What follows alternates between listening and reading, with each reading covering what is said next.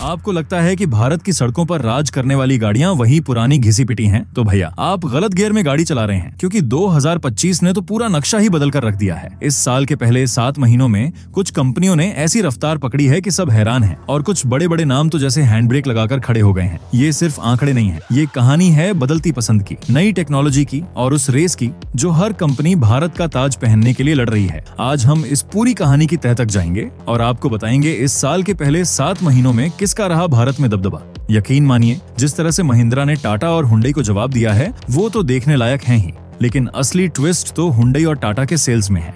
इनमें से कौन सा ब्रांड आगे निकल गया है ये आगे आपको पता चलेगा ही, लेकिन आपका दिमाग भी घूम जाएगा सेल्स रिपोर्ट देखकर। चलिए गिनती शुरू करते हैं उस पायदान से जहां कोई भी कंपनी रहना नहीं चाहेगी। नंबर 14 पर है एक ऐसा नाम जो अपनी मजबूती के लिए जाना जाता है, जीप। जनवरी से जुलाई 2025 के बीच जीप ने भारत में कुल 2028 गाड़ियां बेची। अब अगर हम इसकी तुलना पिछले साल इसी समय से करें तो 2024 में ये आंकड़ा 2461 था। इसका मतलब है कि जीप की बिक्री में सीधी 17% से ज्यादा की गिरावट आई है। लगता है जीप के पहिए सड़क पर तो मजबूत हैं, पर सेल्स के चार्ट पर फिसल गए। अब सवाल ये उठता है कि जीप जैसी दमदार अमेरिकी विरासत वाली कंपनी भारत में क्यों पिछड़ रही है? इसकी सबसे बड़ी वजह है मुकाबला। जिस कीमत पर जीप अपनी गाड़ियां बेचती है उसी कीमत के आसपास महिंद्रा और टाटा जैसी भारतीय कंपनियां कहीं ज्यादा दमदार और नए फीचर वाली गाड़ियां लोगों को दे रही हैं। साथ ही जीप के कम सर्विस सेंटर और महंगे पार्ट्स भी एक बड़ी वजह है जिससे आम भारतीय ग्राहक थोड़ा हिचकता है। अब जीप से एक कदम ऊपर आते हैं नंबर 13 पर। यहाँ हमें मिलती है सिट्रोएन, एक फ्रांस की कंपनी जो अपने आराम के लिए जानी जाती है, लेकिन लगता है इन्होंने गाड़ी इतनी आरामदायक बना दी कि इनके सेल्स वाले भी सो गए। 2025 के पहले 7 महीनों में सिट्रोएन ने 2921 गाड़ियां बेची। पिछले साल ये आंकड़ा 3670 था। यहाँ भी लगभग 20.5% की भारी गिरावट देखने को मिली है। सिट्रोएन ने भारत में अच्छी शुरुआत की थी। उनकी गाड़ियों का डिजाइन मॉडर्न है, लेकिन वो ग्राहकों का भरोसा उस तरह नहीं जीत पाए जैसी उम्मीद थी। शायद उनकी डीलरशिप का नेटवर्क अभी भी छोटा है, या फिर भारतीय ग्राहक अभी भी उनके नाम से उतना जुड़ नहीं पाए। अब थोड़ा और ऊपर चलते हैं नंबर 12 की ओर। यहाँ है निसान। निसान के लिए भी 2025 कुछ खास अच्छा नहीं रहा। इस साल उन्होंने 13,143 गाड़ियां ही बेची, जबकि पिछले साल ये आंकड़ा 17,052 था। ये लगभग 23% की गिरावट है। एक समय था जब निसान की माइक्रा जैसी गाड़ियां खूब पसंद की जाती थीं, लेकिन लगता है पिछले कुछ सालों से निसान की गाड़ी पहले गियर में ही अटकी हुई है। उनकी मैग्नाइट ने उम्मीद जगाई है। मुकाबला इतना कड़ा है कि अगर आप लगातार कुछ नया नहीं करेंगे तो आप पीछे छूट जाएंगे, और निसान के साथ शायद यही हो रहा है। नंबर 11 पर है रेनो। निसान की ही तरह ये फ्रांसीसी कंपनी भी मुश्किल दौर से गुजर रही है। रेनो ने इस साल 18,606 गाड़ियां बेची, जबकि पिछले साल उन्होंने 25,932 गाड़ियां बेची थीं। ये 28% से भी ज्यादा की गिरावट है, जो कि बहुत बड़ी है। क्विड और डस्टर जैसी गाड़ियों से भारतीय बाजार में अपनी पहचान बनाने वाली रेनो अब अपनी चमक खोती जा रही है। उनके पुराने मॉडल अब लोगों को उतने आकर्षित नहीं कर रहे हैं, लेकिन कुछ दिन पहले ही रेनो ने ट्राइबर का नया मॉडल लॉन्च किया, लेकिन लोग उसमें टर्बो पेट्रोल इंजन की उम्मीद कर रहे थे। अगर रेनो ऐसे करता तो शायद आने वाले कुछ महीनों में उनका सेल ऊपर जाता। अब थोड़ा मुश्किल लग रहा है। अब आते हैं टॉप 10 में।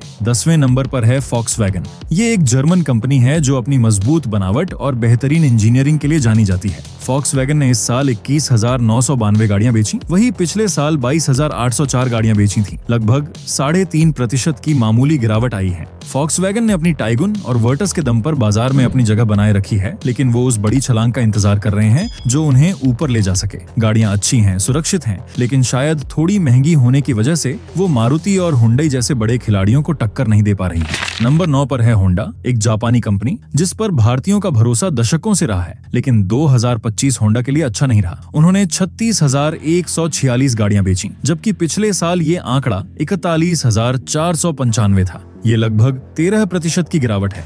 होंडा सिटी एक जमाने में सेडान गाड़ियों की बादशाह हुआ करती थी, लेकिन अब एसयूवी के बढ़ते चलन ने होंडा को काफी नुकसान पहुंचाया है। होंडा की एलिवेट ने कुछ उम्मीद जरूर जगाई, लेकिन वो अकेले पूरी कंपनी का बोझ नहीं उठा सकती। होंडा को जल्द ही कुछ नए और दमदार मॉडल लाने होंगे, वरना उनकी मुश्किलें और बढ़ सकती हैं। अब कहानी में थोड़ा रोमांच आने वाला है, क्योंकि अब हम उन कंपनियों की बात करेंगे जिन्होंने अच्छा प्रदर्शन किया है। नंबर 8 पर है एमजी यानी मॉरिस गैराज। ये ब्रिटिश नाम वाली कंपनी लगातार अच्छा काम कर रही है। है। MG ने इस साल 38,280 गाड़ियां बेची, जो पिछले साल के 31,475 के आंकड़े से लगभग 21.5% ज्यादा है। अपनी गाड़ियों में इतने फीचर देती है कि कभी कभी लगता है गाड़ी नहीं स्मार्टफोन चला रहे हैं। उनकी विंडसर और हेक्टर जैसी गाड़ियों ने लोगों को अपनी ओर खींचा है। वो टेक्नोलॉजी और स्टाइल का अच्छा मिश्रण पेश कर रहे हैं जो भारतीय युवाओं को पसंद आ रहा है। अब आते हैं नंबर 7 पर, और यहाँ है इस पूरी सूची का सबसे बड़ा खिलाड़ी जिसने सबको हैरान कर दिया है, स्कोडा। यकीन मानिए, इसके आंकड़े सुनकर आप चौंक जाएंगे। स्कोडा ने 2025 के पहले 7 महीनों में 41,748 गाड़ियां बेची। जानते हैं पिछले साल ये आंकड़ा कितना था? सिर्फ 17,565। ये 137% से भी ज्यादा की बढ़ोतरी है।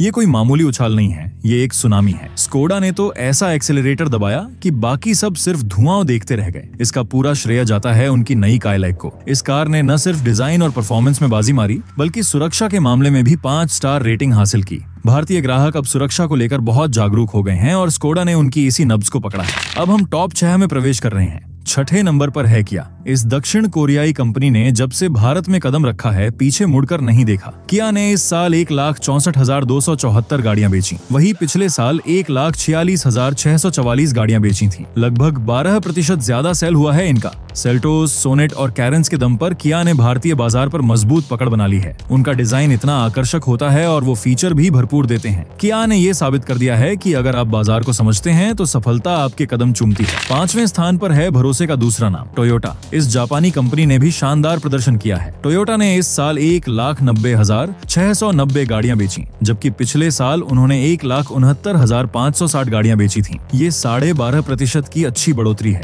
इनोवा और फॉर्च्यूनर जैसी गाड़ियों ने तो सालों से अपनी ढाक जमा रखी है, लेकिन इस बढ़ोतरी का बड़ा श्रेय मारुति के साथ उनकी साझेदारी को भी जाता है। अर्बन क्रूजर, हाईराइडर और ग्लैंजा जैसी गाड़ियों ने टोयोटा को उन ग्राहकों तक पहुंचाया है जो शायद पहले उनकी महंगी गाड़ियों की वजह से शोरूम तक नहीं आते थे। अब मुकाबला और भी गंभीर होता जा रहा है। हम पहुंच गए हैं टॉप 4 में। 4थे नंबर पर है भारत की अपनी कंपनी टाटा मोटर्स। टाटा के लिए 2025 थोड़ा चिंताजनक रहा है। उन्होंने इस साल 3,09,489 गाड़ियां बेची, जो पिछले साल के 3,37,849 के आंकड़े से लगभग 8.5% कम है। ये गिरावट थोड़ी हैरान करने वाली है, क्योंकि पिछले कुछ सालों से टाटा लगातार आगे बढ़ रही थी। नेक्सॉन, पंच और हैरियर जैसी गाड़ियों ने टाटा की किस्मत बदल दी थी। तो फिर ये गिरावट क्यों? इसकी एक बड़ी वजह हो सकती है महिंद्रा का तूफान, जिसने सीधा सीधा टाटा के ग्राहकों को अपनी ओर खींचा है। लेकिन टाटा वापसी करना जानती है और उम्मीद है कि वो जल्द ही कुछ नया लेकर आएगी। 3रे नंबर पर है हुंडई। ये दक्षिण कोरियाई कंपनी 2024 में भारत की दूसरी सबसे बड़ी कार निर्माता ब्रांड थी,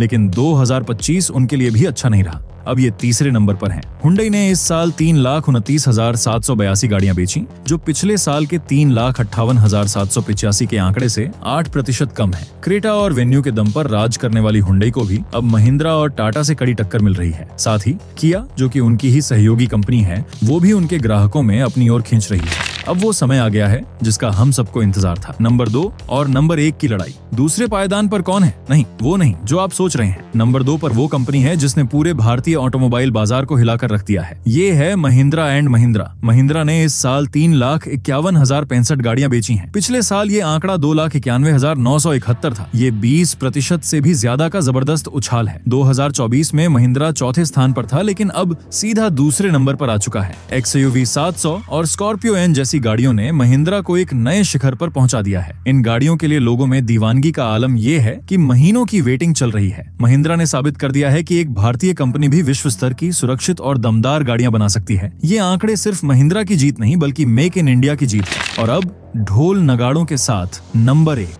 भारत की सड़कों का बेताज बादशाह, वो नाम जो दशकों से हर भारतीय की जुबान पर है। नंबर 1 पर है मारुति सुजुकी। इसमें कोई हैरानी की बात नहीं है, लेकिन रुकिए, कहानी अभी बाकी है। मारुति ने 2025 के पहले 7 महीनों में 10,16,481 गाड़ियां बेची। ये आंकड़ा इतना बड़ा है कि नंबर 2, 3 और 4 की कुल बिक्री को मिला दें तो भी शायद इसके बराबर न पहुंचे। लेकिन यहाँ एक बहुत बड़ा ट्विस्ट है। पिछले साल इसी समय में मारुति ने 10,36,368 गाड़ियां बेची थी। इसका मतलब है कि नंबर 1 पर होने के बावजूद मारुति की बिक्री में लगभग 2% की गिरावट आई है। राजा की गद्दी तो है, पर अब गद्दी में थोड़े कील चुभने लगे हैं। ये बताता है कि मुकाबला अब बहुत कड़ा हो गया है और ग्राहक अब सिर्फ मारुति नाम से गाड़ी नहीं खरीद रहे। वो बेहतर सुरक्षा, बेहतर फीचर और बेहतर डिजाइन की मांग कर रहे हैं। मारुति आज भी राजा है, लेकिन उसका किला अब पहले जितना मजबूत नहीं रहा। तो ये थी 2025 के भारतीय कार बाजार की पूरी कहानी। महिंद्रा और स्कोडा जैसे सितारों का उदय, टाटा और हुंडई जैसी कंपनियों का संघर्ष और मारुति की बादशाहत पर मंडराते संकट के बादल। ये कहानी हमें बताती है कि भारतीय ग्राहक अब बदल रहा है और जो कंपनी इस बदलाव को समझेगी वही भविष्य में राज करेगी। ये वीडियो अच्छा लगा हो तो अगला वीडियो भी देख लो, वो भी अच्छा है।